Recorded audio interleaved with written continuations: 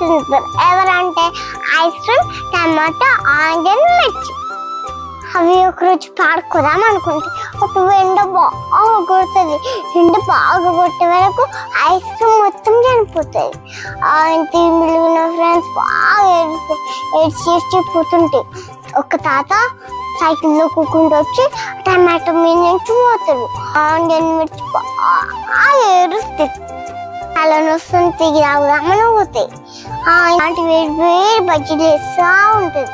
ఈ మిర్చిని తీసుకొని బజ్జీ వేసేస్తుంది. ఆయన బాగా ఏడుస్తుంది.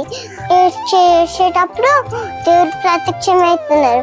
ఎందుకు ఏడుస్తున్నావు అంటే ఫ్రెండ్స్ చనిపోయినారని ఏడుస్తున్నావు కదా, ఇంకొక వారం ఇస్తున్నావు అని ఏం బలమని అడుగుతుంది. నిన్న ఎవరికి అది చేస్తారు వాళ్ళే ఏడుస్తారు.